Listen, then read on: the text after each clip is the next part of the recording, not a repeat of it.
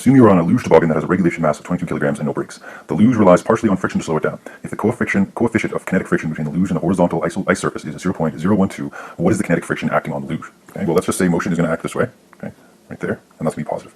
So I've drawn my diagram, my free body diagram. You see friction is going in the opposite direction, therefore friction is going left. Okay? And we have our mu and our mass written down. So now let's write down our equation. So we know that Fk equals Fn times mu k. Since it's moving, we know it's kinetic. Plug in some numbers, we know Fn equals mass times gravity.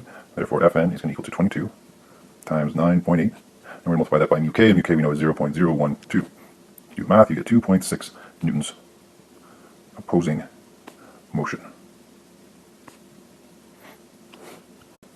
So that's our final answer. 2 sig digs throughout, so we are good. A 12 kilogram toboggan is pulled along at a constant velocity on a horizontal surface by a horizontal force of 11 newtons. Okay, since we know velocity is constant, we know that A equals 0, and therefore the sum of the forces equals 0. Okay, we could say therefore F applied is going to equal to F K. Okay, that's just what we know from the given question. Now A says, what is the force of gravity on the toboggan? Well, that one's easy. Fg equals mg.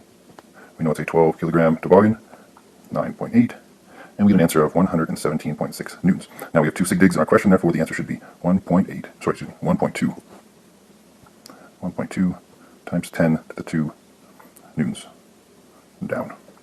B says, what is the coefficient of friction? Well, we know our equation, okay? UK is what we are looking for. We know our sum of forces is going to equal to 0. Therefore, as I stated over here, FA is equal to FK. So FK, or kinetic friction, is going to equal to Fn, that's a K, Fn times mu K. 11 newtons equals 12 times 9.8. We solve for mu K, and we get 0.094. C says, how much horizontal force is needed to pull the toboggan at a constant velocity if two 57 kilogram girls are sitting on it? Okay, well again, constant velocity, therefore the sum of the forces equals 0. And then, once again, force applied must equal force of kinetic friction. Okay, we know the mass is going to be the mass of the toboggan plus the mass of two 57 kilogram girls. Therefore, we have a mass of 126 kilograms. Fk equals Fn times mu k. We get 126 times 9.8 times 0.094, giving us an answer of 116.1 newtons, and then therefore 1.2 times 10 to the 2 newtons that way. Okay, let's assume, should have written that at the beginning, but let's assume motion is that way. Motion, and we'll also say that's positive. In a tug-of-war contest on a firm horizontal sandy beach, Team A consists of 6 players with an average mass of 65 kilograms. That's what I've written right here. So Team A, 6 people, 65 kilograms, that's their total weight. And Team B consists of 5 players with an average mass of 84 kilograms, giving them a final weight of that. Team B, pulling with a force of 3.2 kilonewtons, which is 3,200 newtons, dislodges Team A. So they need this much force in order to exceed the static friction, okay, the maximum static friction. Dislodges Team A, and then applies good physics principles and pulls on Team A with a force of 2.9 kilonewtons. I'll write that here, 2.9 kilonewtons equals 2,900 newtons. Just enough to keep Team A moving at a low constant velocity, okay, meaning the force applied is going to equal the force of friction. Determine Team A coefficient of A, static friction. Okay, so static friction, that was going to be pretty basic. Okay, we are looking for that. We should draw our free body diagram. Okay, our free body diagram is simply going to look at Team A. Okay, so there's Team A. There's Team A's Fn. There's Team A's Fg. We have a force of 3,200 newtons going that way, and we have a force of friction, static friction, going that way. We're going to say that way is positive. Okay. Now this 3,200 newtons is just enough to overcome Fs. Okay. So let's use our equation. So we can pretty much say that Fs therefore must be 3,200. It's actually just shy of it, but we use it anyways. So in A, we're going to say that mu s is going to equal to Fn over Fn, Fs over Sn, which is going to equal to 3,200 divided by 390 times 9.8, and that gives us a final answer of 0.84. Now in B it says kinetic friction. We'll draw B right here. So now we're looking for mu k. Now we can redraw our free body diagram. Everything's going to be the same. Okay, so it's going to be the same free body diagram, except we're now going to have a force of 2,900 newtons going that way. We're going to have kinetic friction going that way, same Fg that way, and same Fn going that way. So now when we do it out, we get mu k is going to equal to Fk over Fn, 2,900 over 390 times 9.8 equals 0.76. Now the thing to keep in mind, again, is that the sum of the friction in this case, or to say the sum of the forces equals 0. Okay? Therefore, Fs in the first question, we'll say just F friction, whether it's static or kinetic, must equal the force applied. So that's how we can use 3,200 for A and 2,900 for B. If the coefficient of kinetic friction is 0.25, how much horizontal force is needed to pull each of the following masses along a rough desk at constant speed? Again, the key term is constant speed. Okay? If it's constant speed, then we know that F applied is going to equal to Fk. So for both equations, we can use our Fk equals Fn times mu k for both. And we plug our numbers in. For the first one, it's 25 times 9.8 times 0.25. That gives us an answer of 61 newtons forward. And for C, the only thing different is the mass.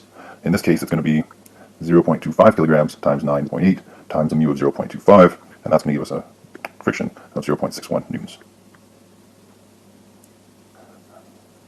And this is going to be forward as well.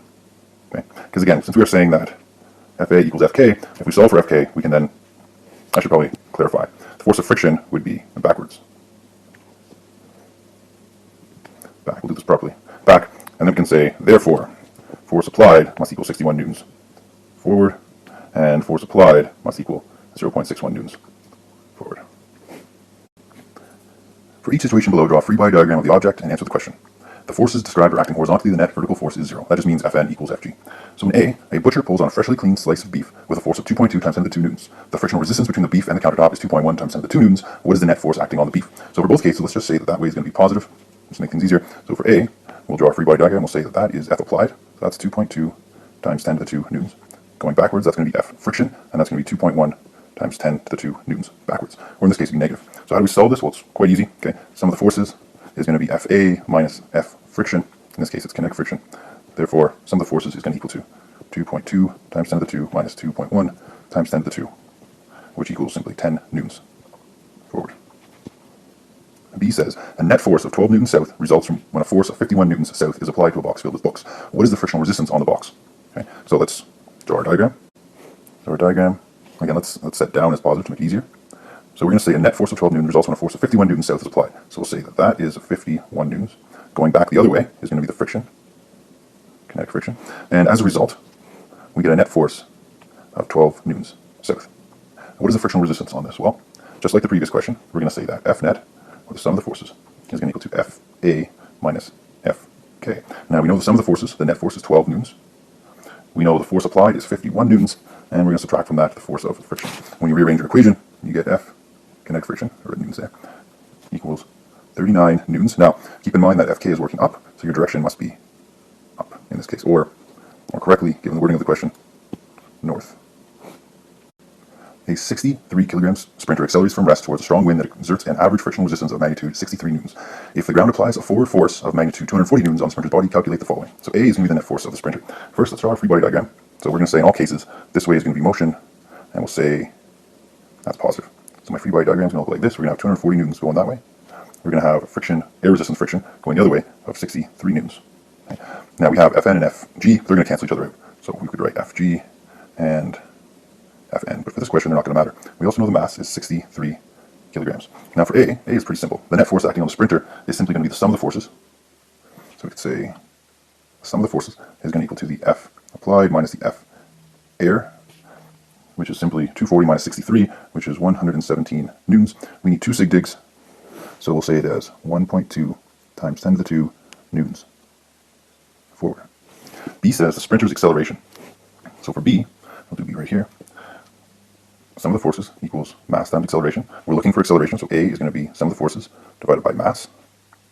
Sum of the forces we just found was 117. Now you have to use 117 instead of 1.2 because we don't want to round too early. So 117 divided by 63, and that works out to be 2.8 meters per second squared forward. C asks for the distance traveled in the first 2 seconds. So C, we're looking for distance. We know time is 2 seconds. We know the acceleration, as we just found it, is 2.8 meters per second squared that way. And we know he's starting from rest, so VI is 0. So we're going to use our equation. D equals VIT plus 1/2 AT squared. That one's going to cross out because it's just 0, so we're left with 1/2 times 2.8 times 2 squared. So that works out to be 5.6 meters. And it's just asking for distance, we don't need to have the direction. D says the coefficient of friction between the sprinter's shoes and the track It should be what is the coefficient of friction between the sprinter's shoes and the track plane, and whether this is static or kinetic. So D, we're looking for mu k. Now it's mu k. Okay, the question is based on him running, so we will ignore the initial static friction and only focus on kinetic friction. Okay, so we have our Fk equals Fn times mu k. Now the force applied by the ground is the frictional force. Okay, and that's something that's very important to keep in mind. So you say force ground is equal to the frictional kinetic force. Okay, now the reason that is because he pushes on the ground. Okay, the ground then pushes on him with equal magnitude. So if this is his foot, okay, and he's on the ground, okay, he is exerting a force downwards with his foot as he's running. Now to propel him forward, that same force must be applied up on his shoe. Okay, if friction didn't exist, then he would not be able to apply that force to make him go forward. Okay, so it would not exist. So you need to keep in mind that the force applied by the ground is the frictional force. It's the same thing. Okay? And keep in mind this is F of ground and not F of G. Maybe I should have written that better. Let's do capital G. Let's say, we'll do GR, okay, just to clarify. So keep in mind that the force of the ground is the frictional force. It's the same thing. Okay? Because the force that he applies is equal to the force that the ground applies. And the force that he applies is restricted by the friction. Okay? If friction wasn't there, his foot would just slide along the ground. Since it is there, it's what stops his foot and propels him forward.